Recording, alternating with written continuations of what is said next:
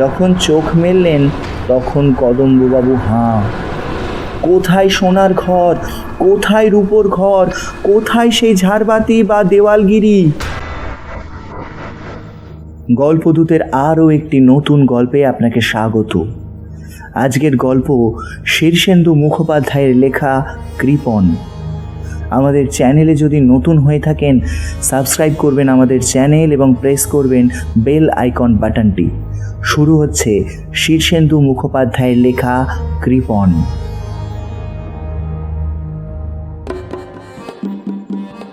কদম্ববাবু মানুষটা যত না গরিব, তার চেয়েও ঢের বেশি কৃপণ। তিনি চণ্ডীপাঠ করেন কি না কে জানে, তবে জুতো সেলাই যে করেন তা সবাই জানে, আর করেন মুচির পয়সা বাঁচাতে। তবে আরও একটা কারণ আছে। একবার এক মুচি তার জুতো সেলাই করতে নারাজ হয়ে বলেছিল, এটা তো জুতো নয়, জুতোর ভূত, ফেলে দিন গে। বাস্তবিকই জুতো জোড়া এত ছেঁড়া আর তাপ্তি মারা যে সেলাই করার আর জায়গাও ছিল না। কিন্তু কদম্ববাবু দমলেন না। একটা গুণ ছুঁচ আর খানিকটা সুতো জোগাড় করে নিজেই লেগে গেলেন সেলাই করতে। জুতো সেলাই থেকে তার ঝোঁক গেল অন্যান্য দিকে। জুতো যদি পারা যায় তাহলে ছাতাই বা পারা যাবে না কেন? সুতরাং ছেঁড়া ভাঙা ছাতাটাও নিজেই সারাতে বসে গেলেন। তারপর ইলেকট্রিক মিস্ত্রির কাজ, ছুতোরের কাজ, ছুরি কাঁচি ধার দেওয়া, শিল কোটানো, ফুটো কলসি ঝালাই করা, ছোটোখাটো দর্জির কাজ সবই নিজে করতে লাগলেন। এর ফলে যে উনি বাড়ির লোকের কাছে খুব বাহবা পান তা মোটেই নয়, বরং তার বউ আর ছেলেমেয়েরা তার এই কৃপণতায় খুবই লজ্জায় থাকে। বাইরের লোকের কাছে তার মুখ দেখানো ভার হয়।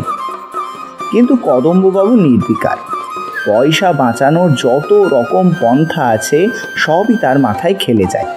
তার বাড়িতে ঝি চাকর নেই, জমাদার আসে না, নর্দমা পরিষ্কার থেকে বাসন মাজা সবই কদম্ববাবু তার বউ আর ছেলে মেয়েরা করে নেয়। ছোট ছেলে বায়না ধরল ঘুড়ির আটাই কিনে দিতে হবে। কদম্ববাবু একটুও না ঘাবড়ে বসে গেলেন ঘুড়ি বানাতে। পুরনো খবরের কাগজ দিয়ে ঘুড়ি আর কৌটো ছেঁটা করে তার মধ্যে একটা ডান্ডা গলিয়ে লাটাই হল। ঘুড়িটা উড়ল না বটে, কিন্তু কদম্ববাবুর পয়সা বেঁচে গেল। এই হেন কদম্ববাবু একদিন অফিস থেকে বাড়ি ফিরছেন। 4 মাইল রাস্তা তিনি হেঁটেই যাতায়াত করেন। হাঁটতে হাঁটতে মাঝ রাস্তায় ঝেঁপে বৃষ্টি এলো। সস্তা ফুটো ছাতায় জল আটকালো না। কদম্ববাবু ভিজে ভূত হয়ে যাচ্ছিলেন। তাড়াতাড়ি একটা পুরনো বাড়ির রকে উঠে ঝুল বারান্দার তলায় দাঁড়িয়ে বৃষ্টির ছাঁট থেকে আত্মরক্ষা করার চেষ্টা করতে লাগলেন।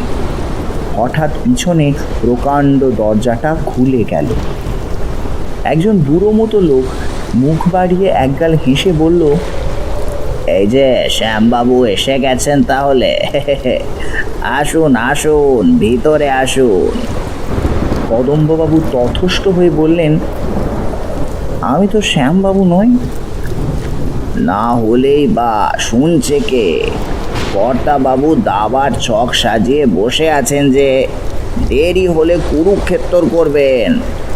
এ কি রঙ্গরসিকতার সময়? আসুন আসুন। কদম্ববাবু সভয়ে বললেন, আমি তো দাবা খেলতে জানি না। লোকটা আর সহ্য করতে পারল না। কদম্ববাবুর হাত ধরে দরজার মধ্যে টেনে নিয়ে বলল, আচ্ছা লোক, যা হোক, আপনি রসিক লোক তা আমরা সবাই জানি, তা বলে সব সময় কি রসিকতা করতে হয়? ভিতরে ঢুকে কদম্ববাবুর চোখ ছানা বড়া হয়ে গিয়েছিল। এইসব পুরনো বনেদি বাড়িতে তিনি কখনো ঢোকেননি। যেদিকে তাকান চোখ যেন ঝলসে যায়।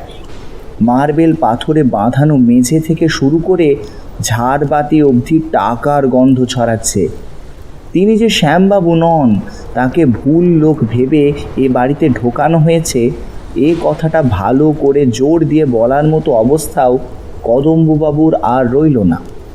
তিনি চারদিকে চেয়ে মনে মনে হিসেব করতে লাগলেন। এই মার্বেল পাথরের কত দাম, কত দাম ওই দেওয়ালগিরির। ভেজা ছাতা থেকে জল ঝরে মেঝে ভিজে যাচ্ছিল।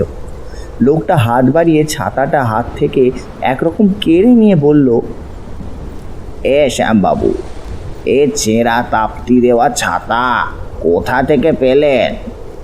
আপনার সেই দামি জাপানি ছাতাখানার কি হলো? কদম্ববাবু শুধু হতভম্বের মতো বললেন, জাপানি ছাতা? লোকটা হঠাৎ তার পেটে একটা চিমটি কেটে বলল, আপনার মতো শৌখিন মানুষ কটা আছে বলুন? ছেঁড়া জুতোয় জল ঢুকে সপসপ করছিল। কদম্ববাবু জুতো জোড়া সন্তর্পণে ছেড়ে রাখলেন একধারে, কিন্তু লোকটার চোখ এড়ানো গেল না। জুতো জোড়া দেখতে পেয়ে লোকটা আঁতকে উঠে বলল, সেই সোনালি সুতোর কাজ করা নাগরা জোড়া কোথায় গেল আপনার? তার বদলে এ কি?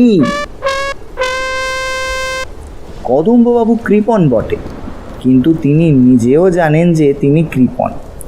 সাধারণ কৃপণরা টেরই পায় না যে তারা কৃপণ।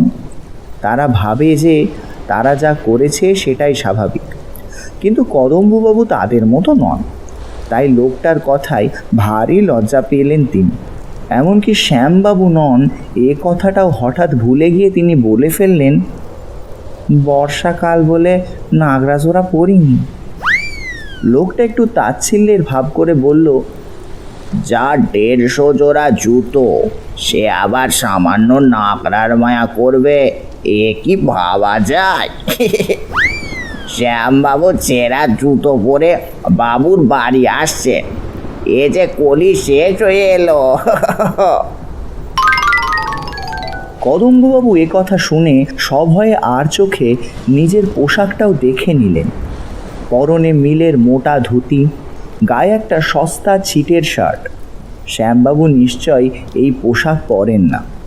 যেন তার মনের কথাটি টের পেয়েই লোকটা হঠাৎ বলে উঠল, না, আজ বোধহয় আপনি ছদ্মবেশ ধারণ করে এসেছেন শ্যামবাবু। তা ভালো, বড় লোকেদেরও কি আর মাঝে মাঝে গরিব সাজতে ইচ্ছে হয় না? নইলে শ্যামবাবুর গায়ে তালি মারা জামা, পরনে হেঁটো ধুতি হয় কি করে? কদম্ববাবু বিগলিত হয়ে হাসলেন, বললেন, ঠিক ধরেছেন না বটে। হল ঘরের পর দর দালান। আহা, দর দালানেরও কি শ্রী!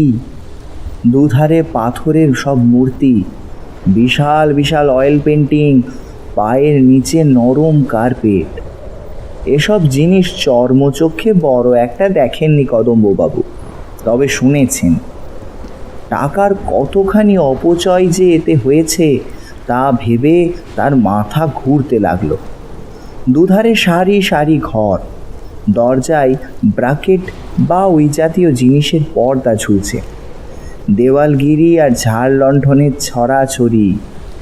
এক একটা ঝাড়ের দাম যদি 1000 টাকা করেও হয় কমপক্ষে। না, কদম্ববাবু আর ভাবতে পারলেন না। লোকটা দর দালানের শেষে একটা চওড়া সিঁড়ি বেয়ে উঠতে উঠতে বলল, কর্তা বাবু আজ আপনাকে দেখে মজা পাবেন, যা একখানা ছদ্মবেশ লাগিয়ে এসেছেন আজ। কদম্ববাবু হে হে করে অপ্রতিভ হাসি হাসলেন। সিঁড়ি যে এরকম বাহারি হয় তা কদম্ববাবুর সুদূর কল্পনাতেও ছিল না।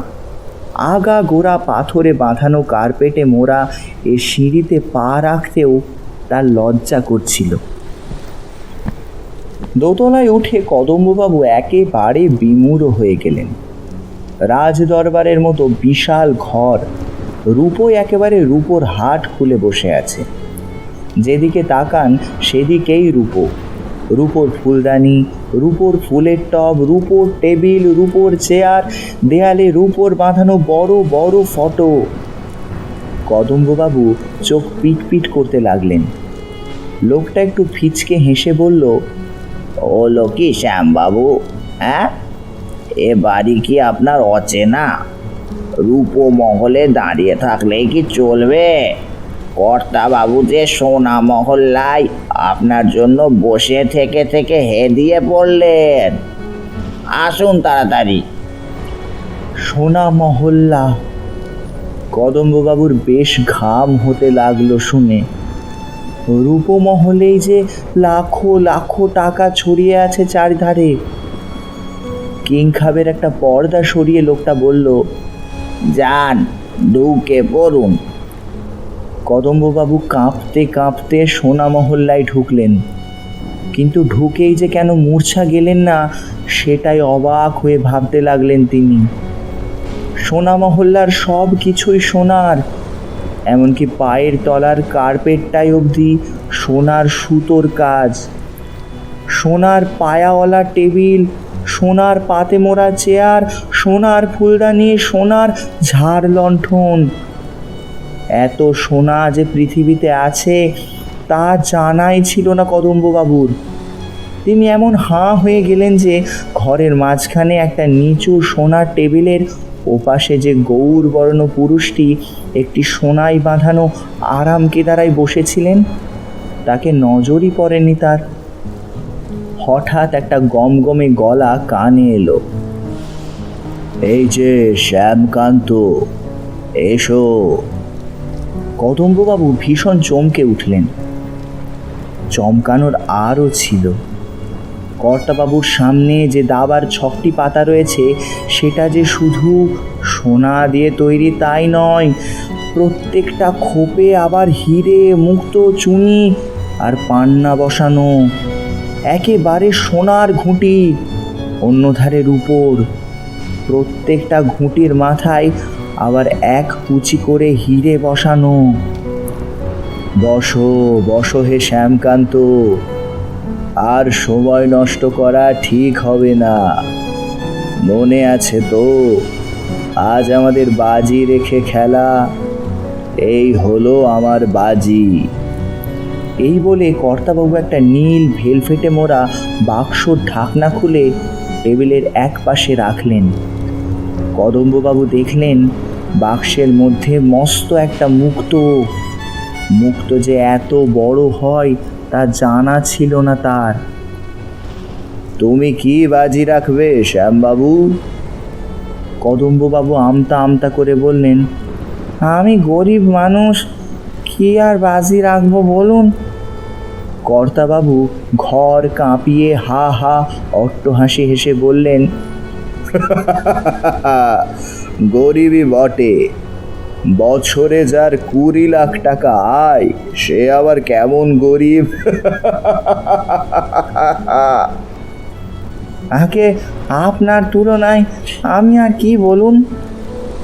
কর্তাবাবু গম্ভীর হয়ে বললেন, সে কথাটা সত্যি শ্যামবাবু, আমার মেলা টাকা, এত টাকা যে আজকাল আমার টাকার উপর ঘেন্না হয়, খুব ঘেন্না হয়। টাকার উপর ঘেন্না! কদম্ববাবুর মুখটা হাঁ হাঁ করে উঠল। কর্তাবাবু গম্ভীর গলায় বললেন, আজ সকালে মনটা খুব খারাপ ছিল, কিছুতেই ভালো হচ্ছিল না। কি করলুম জানো? 10 লক্ষ টাকার নোট আগুন জেলে পুড়িয়ে দিলুম। হ্যাঁ, শুধু কি তাই, ছাদে উঠে মোহর ছুঁড়ে ছুঁড়ে কাক তাড়ালুম, তাতে একটু মনটা ভালো হলো। তারপর জুরি গাড়ি করে হাওয়া খেতে বেরিয়ে 1000টা হিরে আর মুক্তো রাস্তায় ছড়িয়ে দিয়ে এলুম। কদম্ববাবু দাঁতে দাঁত চেপে কোনো রকমে নিজেকে সামাল দিলেন। লোকটা বলে কি? কর্তাবাবু বললেন, এসো চাল দাও, তুমি কি বাজি রাখবে বললে না? কদম্ববাবু মুখটা কাঁচু মাচু করে ভাবতে লাগলেন। কর্তাবাবু নিজেই বললেন, টাকা পয়সা হিরে জহরত তো আমার দরকার নেই, বরং তোমার পকেটের ওই কলমটা বাজি ধরো। কলম! কদম্ববাবু শিউরে উঠলেন। মাত্র 8 আনায় ফুটপাত থেকে কেনা, তবু কদম্ববাবু উপায়ান্তর না পেয়ে কলমটায় রাখলেন মুক্তোর উল্টো দিকে। কিন্তু চাল দাবার যে কিছুই জানেন না কদম্ববাবু। চোখ বুজে একটা ঘুঁটি এগিয়ে দিলেন কদম্ববাবু। কর্তাবাবু বললেন, সাবাস। কদম্ববাবু চোখ মেলে একটা শ্বাস ছাড়লেন। তারপর বুদ্ধি করে কর্তাবাবু দেখা দেখি কয়েকটা চাল দিয়ে ফেললেন। হঠাৎ কর্তাবাবু সবিস্ময়ে বলে উঠলেন, এ কি, তুমি যে কিস্তি দিয়ে বসেছো আমাকে, হ্যাঁ? এ কি কাণ্ড, আমি যে মাত।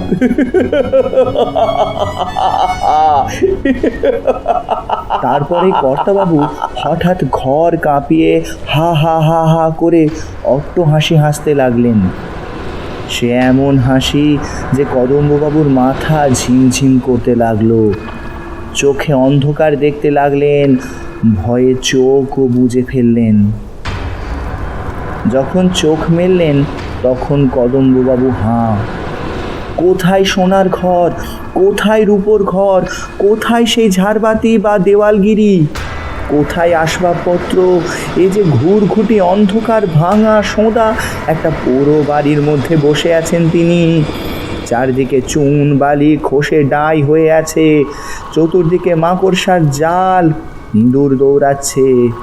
কদম্ববাবু আতঙ্কে একটা চিৎকার দিলেন, তারপর ছুটতে লাগলেন। সেই বাড়িরই এমন দশা কে বিশ্বাস করবে?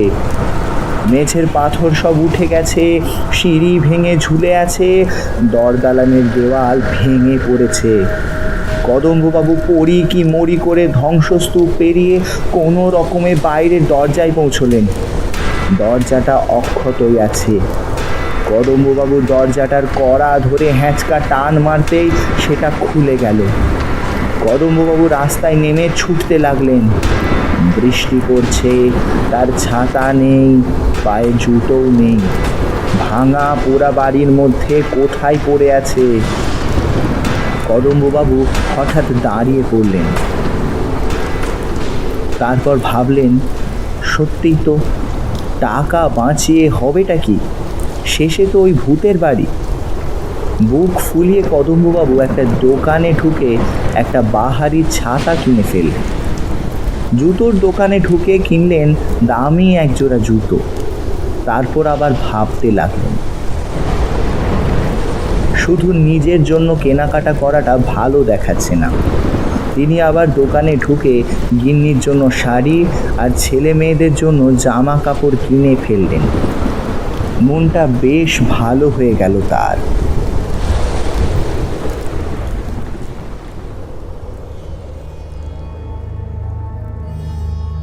আজকের গল্প পাঠিয়েছিলাম আমি, মাধব।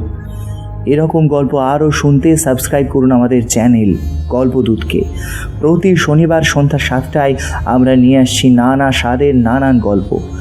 থাকছে ভূতের গল্প, ভয়ের গল্প, হাসির গল্প, মজার গল্প, গোয়েন্দা গল্প, অ্যাডভেঞ্চার গল্প, নানান কিছু। এই গল্পটি ভালো লাগলে লাইক করুন এবং শেয়ার করুন বন্ধুদের সাথে। শুভরাত্রি।